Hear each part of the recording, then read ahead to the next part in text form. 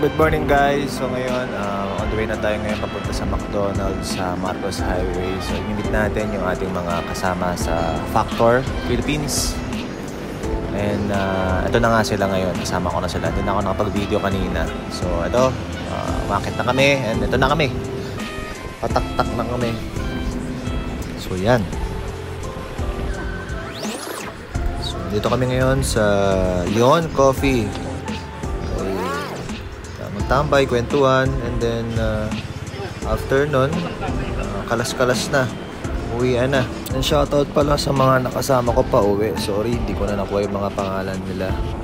At ito si Sir Hanso, si Boss Rex, hinihiwa yung kalsada.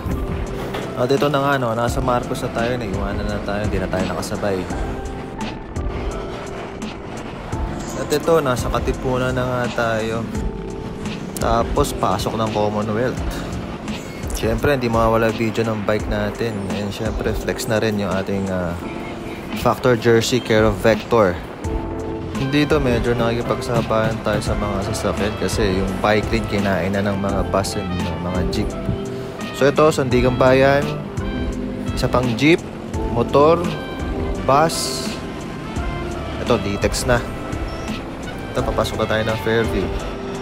At ito, tamang kaway tayo kay Kuya para padaanin tayo.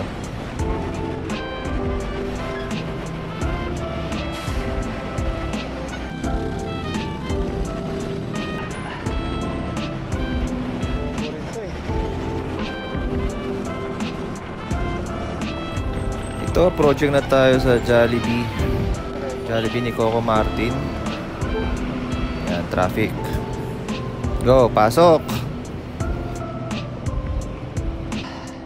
Itong part na to medyo nabawasan na yung mga sasakyan kaya medyo nakapag-practice na tayo ng no hands natin.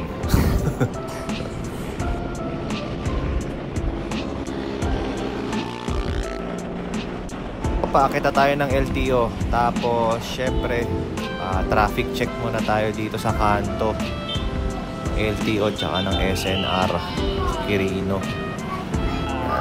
Tamang check and then let's go. Ito, papasok na tayo. Medyo binibilisan na natin ng konti kasi medyo kumukulimlim at baka abutan pa tayo ng ulan. Ito nga pala yung unang ride kasama natin ng Factor Philippines and sana makasama pa tayo sa mga rides nila. At ito, nakauwi na tayo. Ride safe palagi. Thank you. Bye-bye.